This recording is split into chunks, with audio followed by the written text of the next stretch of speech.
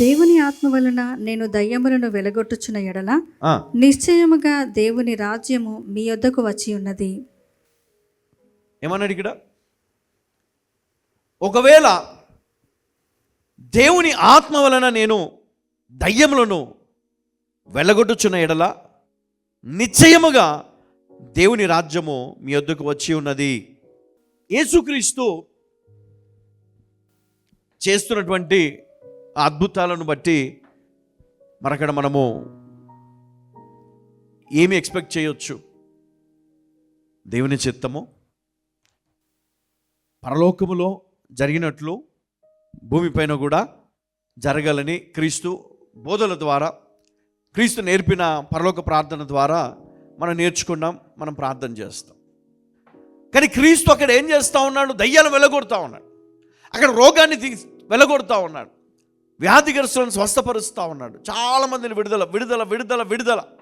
అనేకులు దయ్యముల చేత, అంటే ఈ రోగము కూడా దయ్యం వలన వచ్చిందని, ఈ బాధలు కూడా దయ్యాల వల్ల కలిగినవని మన ఆయన గ్రహించి వాడిని వెళ్ళగొట్టినప్పుడు అనేకులు స్వస్థత పొందుతా ఉన్నారు, విడుదల పొందు. అప్పుడు అక్కడ ఏమొచ్చినట్టు అంటే దేవుని రాజ్యము అక్కడ ఉన్నట్టు, వచ్చినట్టు.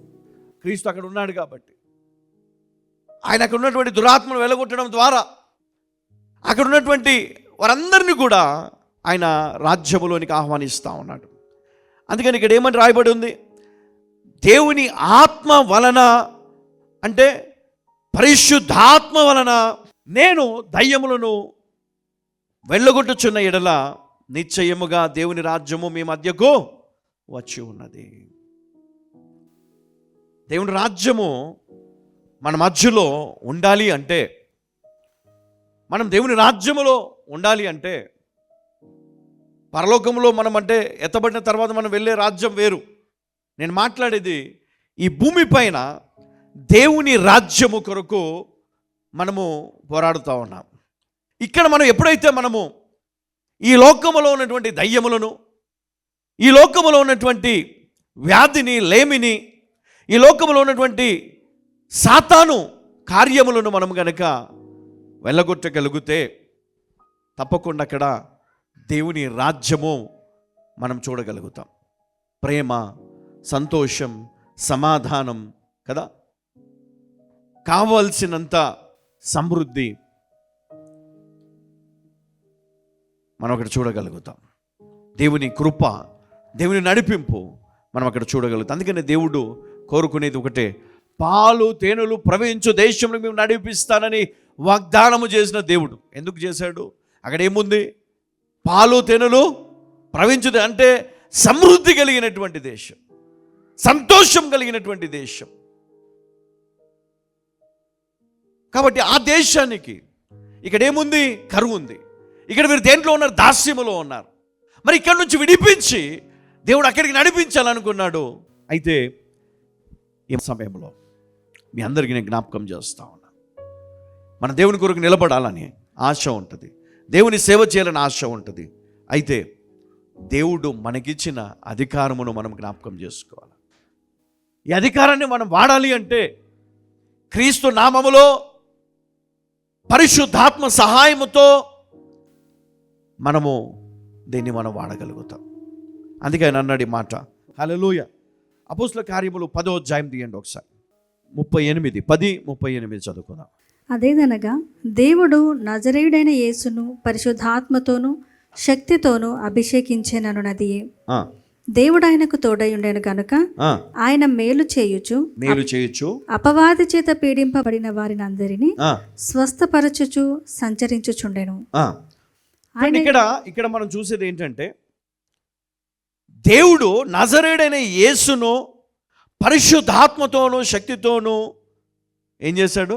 అభిషేకించాడు. పరిశుద్ధాత్మతోనూ శక్తితోనూ.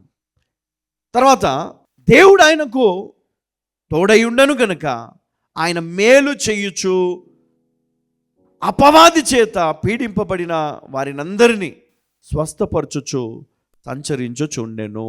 ఇది దేవుని తండ్రి యొక్క చిత్తం.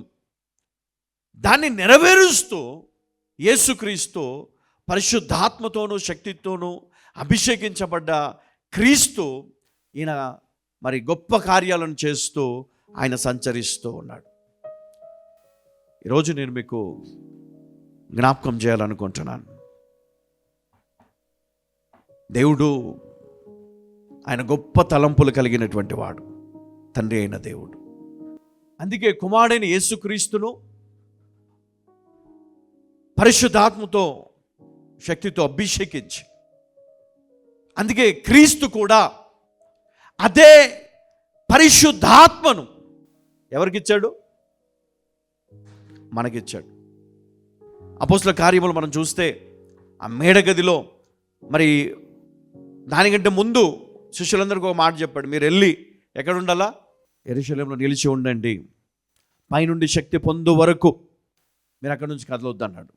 అంటే ఈరోజు మనం సేవ చేయాలంటే మనం ఏం పొందుకోవాలా అమ్మా? పరిశుద్ధ ఆత్మ శక్తి. అప్పుడు పరిశుద్ధాత్ముడు నిన్ను నడిపిస్తాడు, పరిశుద్ధాత్ముడు నిన్ను నడిపిస్తాడు. హల్లెలూయా.